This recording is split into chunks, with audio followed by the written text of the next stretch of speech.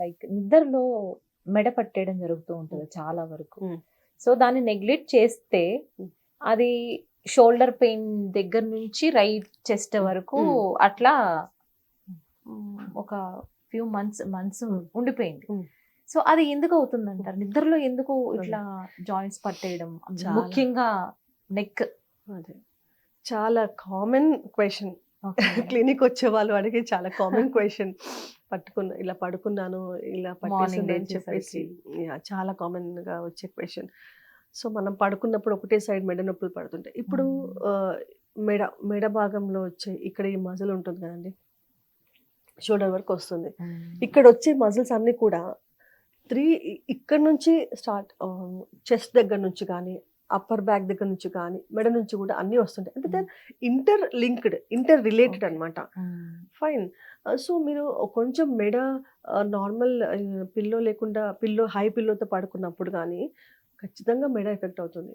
మెడతో పాటు shoulder effect అవుతుంది, upper back effect అవుతుంది. Because they are interlinked. All the muscles are starting in one place and overlapping in one place.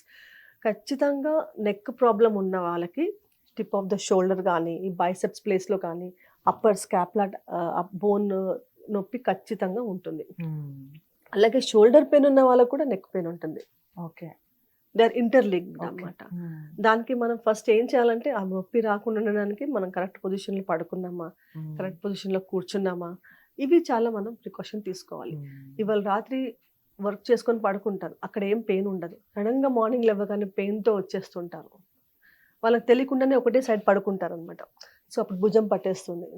అంటే చాలా మంది పడుకుంటారు, ఒకరికో ఇద్దరికో problem వస్తుంది. రైట్, అని టెండెన్సీ అది మజిల్ వీక్ ఉంది. రైట్. అండ్ ఒక డయాబెటిక్ పేషెంట్ అనుకోండి, డయాబెటిక్ ఉన్న వాళ్ళకి ఫస్ట్ ఎఫెక్ట్ అయితే షోల్డర్.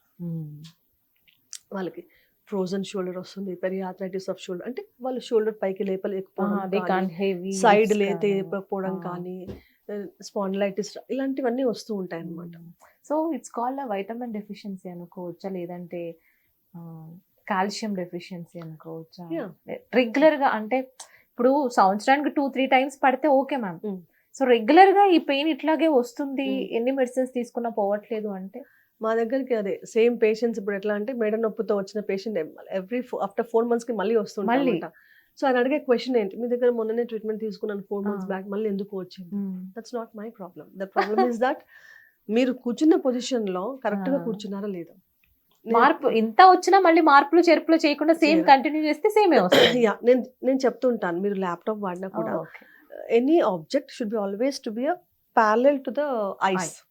ఇలా ఫోన్ ఉంటుందండి, ఇలా దగ్గర ఉండి చూడకండి, అంటే ఇలా చూడండి, ఎఫెక్ట్ ఇవ్వదు. రైట్. ల్యాప్టాప్ కూడా 2 pillows పెట్టుకొని చూడమని చెప్తుంటాను. అండ్ ఎవ్రీ 45 మీరు కంటిన్యూస్గా ఆఫీస్లో 9 hours వర్క్ చేస్తూ ఉంటారు, ఎవ్రీ 45 minutes అలా బయటకు వెళ్ళేసి అలా వాక్ చేసి ఒక్కసారిగా జాయింట్ ఇలా తిప్పుతూ ఇలా ఎక్సర్సైజ్ చేసుకుంటూ మళ్ళీ కూర్చోండి.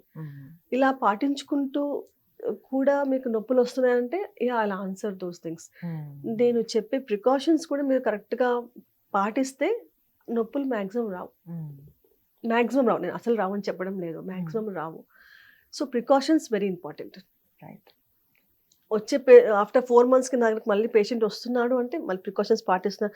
మేడం నాకు వర్క్ లోడ్ చాలా ఎక్కువ అయిపోయింది, నైట్ అవర్స్ చేస్తున్నాను, ఆఫీస్లో ఉంటున్నాను అని అంటుంటారు. So that is problem from that side.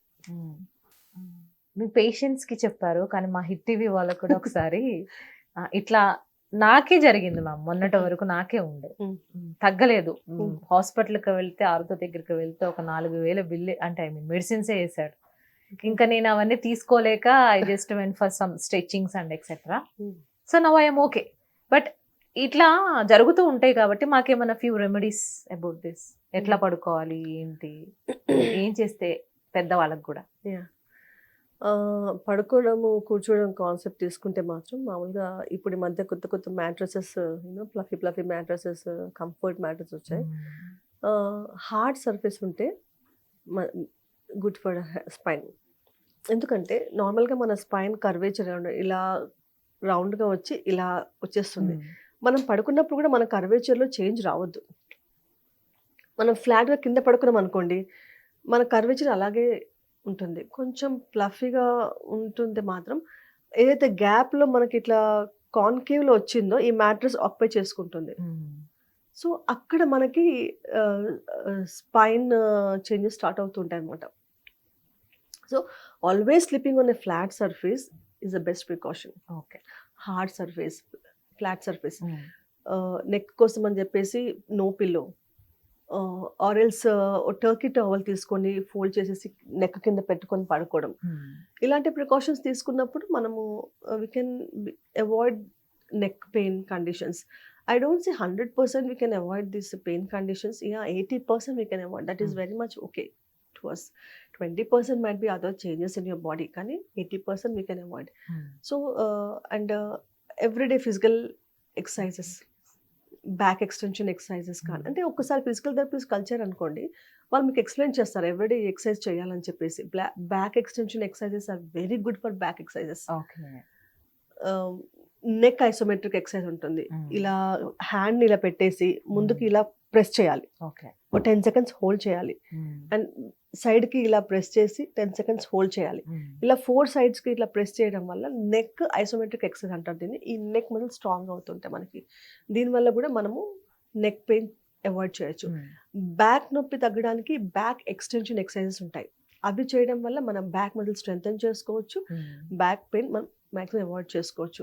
సివియర్గా పెయిన్ ఉంటుంది అంటే మాత్రం మనకు అప్పటికప్పుడు ఇమ్మీడియట్గా ట్యాబ్లెట్ తీసుకునే ముందు కూడా అవాయిడ్ చేయడానికి ప్లెయిన్గా పడుకొని కాలు కింద 2 పిల్లోస్ పెట్టుకొని పడుకోవడానికి ట్రై చేయాలి. కొంతవరకు రిలీఫ్ వస్తుంది. అంటే ఎక్కువ స్ట్రెస్ అయ్యాం వర్క్లో, మనకి మెకానికల్గా ఎక్కువ స్ట్రెస్ అయ్యాం అనుకోండి, ఇంటికి వెళ్ళగానే ఫస్ట్ 2 పిల్లోస్ పెట్టేసుకొని దానిపైన కాలు పెట్టుకొని ఫ్లాట్ సర్ఫేస్ మీద రిలాక్స్గా పడుకోండి.